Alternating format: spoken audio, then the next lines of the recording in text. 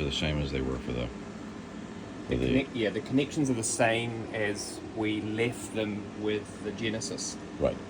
So rather than use blanking or trigger, I use monitor on COM2, and monitor shows you the true waveform of the pulse for the piezoelectric transducer. You could use trigger. You mean this blue is the pulse from this? Yes, okay. Exactly. And it's the pulse that's being used to drive the separation between the mirrors. Okay. What are these settings? Okay, this is in the middle. The range is all the way over? Or? Yep, so the range is currently set to maximum. Right. So it's all the way over. I think Sam suggested you leave it like that, and that's fine too. The rate is all the way over? Or no? The rate is all the way over, yes. You could stretch it out, which just slows it down, so it shouldn't change anything in particular. And the offset is along the bottom. The amplifier gain is really just determining how high these yellow peaks will be. Right. So if I can turn the gain down, the peaks will shrink. Okay. Or I can turn them up, and the peaks will grow. It is just as it says, a gain, and the offset will just raise them all but keep them the same height. Right. Raise or lower them but keep them the same height. So those are not really particularly critical to worry about. Right. We're on channel 2. You can see that because that's eliminated. Yeah, the current selection is channel 2. Were you to make any adjustments to channel 2? Right, excepting you were making adjustments to from here. I was making adjustments. Right, so the adjustments from that you would make on channel 2 are only from the... Would only be on here, exactly. The way that I've set this up is you're only looking one... So you're on auto. That was how it goes on auto automatically, right? No, I played around a little bit to get this to look the way it does. Okay. But the way I've set it up is you've just got one full cycle of the piezoelectric. So for instance, if you were to come over here, you could and turn one dial to the left, you'd see just multiple sequences. Gotcha. Okay. That just repeats the pattern. Right. All you're doing is seeing the pattern multiple times. But I would, you don't really need to. In fact, in theory, all you really need to do is see one complete rise. Right. But you like to see that it's always the same. I'd like to see multiple, so you see it stays the same. What I'd like to see. So I think what we're seeing here is, because we've got the gain, or rather, sorry, the scan range at maximum, so fully clockwise. The mirror spacing is at a maximum. It's passing through the maximum possible mirror spacing. Which is why we're getting 4 peaks. And that means it's passing exactly through 4 lots of the free spectral range.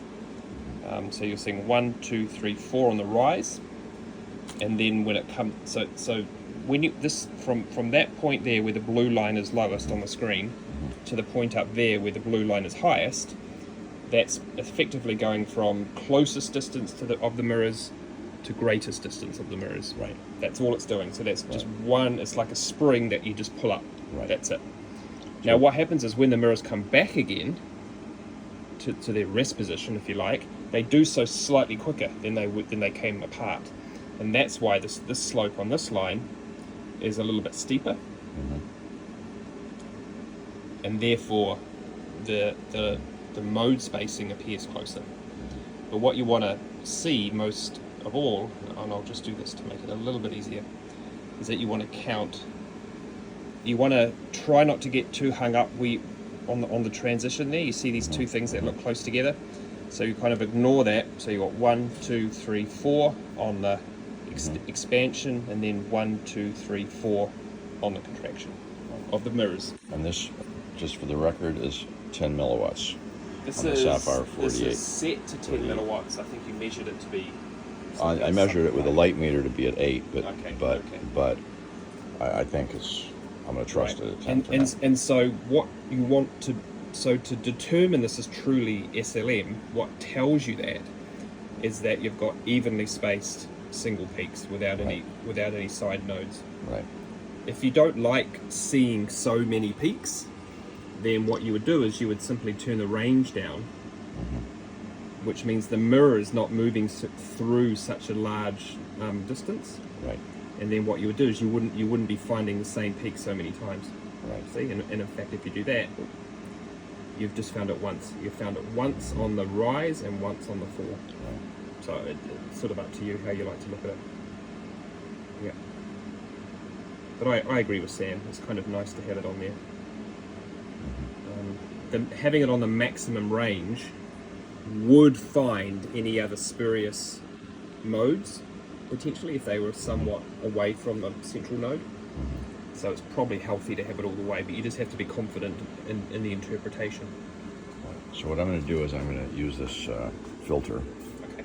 We're going to see if it has any effect, because it's going to put it what down. it will do It's is going to put it down to 1 milliwatt. Yeah. in theory. What it will do is it will lower those yellow lines.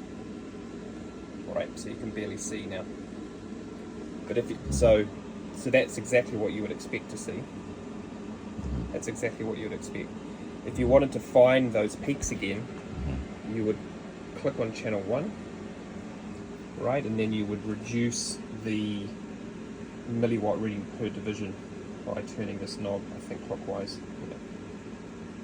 Now, and all the way down to its minimum, which is probably, there you go. But you can see there's quite a bit of noise there, because it's struggling to pick up such a low input, but it's still there. So the noise that you're seeing here is coming from the meter? From the oscilloscope? It's not coming from the oscilloscope, it's probably just DC noise coming from the amplifier. Okay. You're measuring a very, very small voltage now.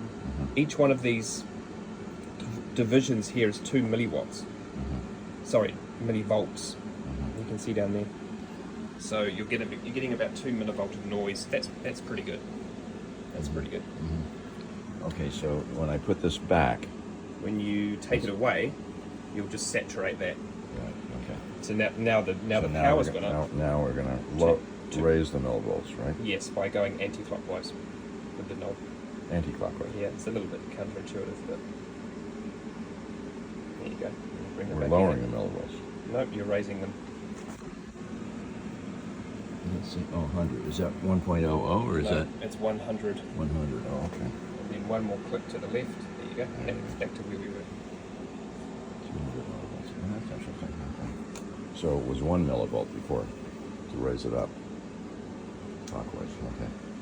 So okay, I'm going to put this back in. Okay. Okay. Right, so you're cutting down the power to the... Right. And I'm going to raise. So the one. Okay. So another interesting thing to me is that we're on a heat sink here. Right. Right. It's a good, big heat sink. Solid, yep.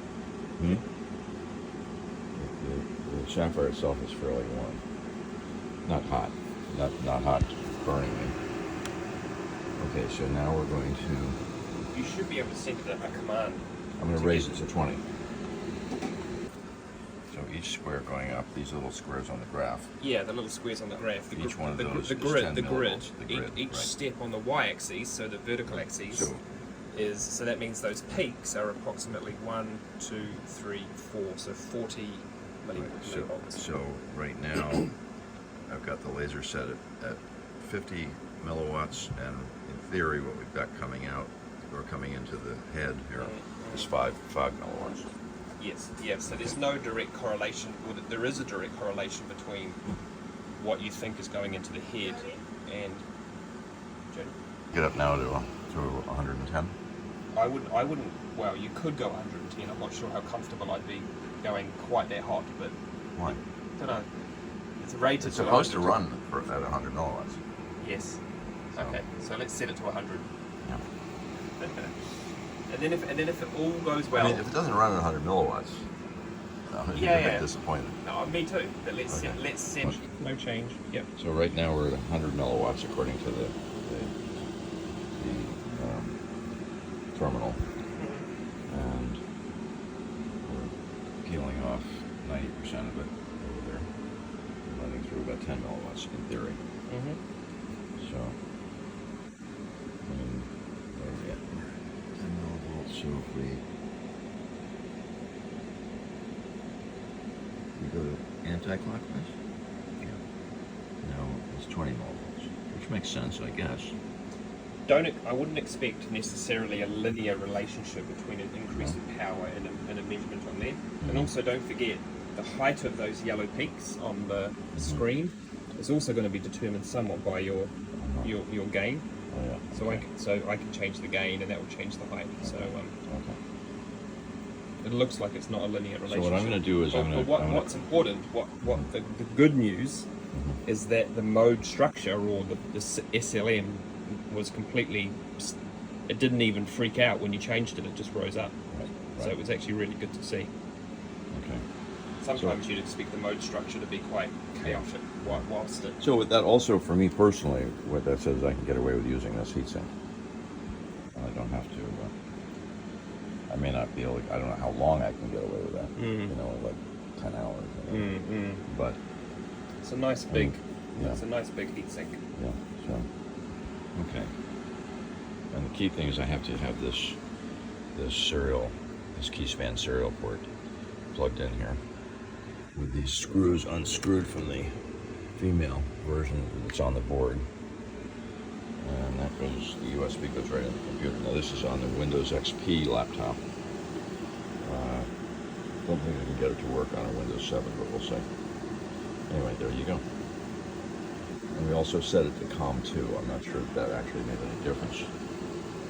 The thing that seemed to make the difference was plugging the serial into the serial port on the LP board and the USB cord directly into that.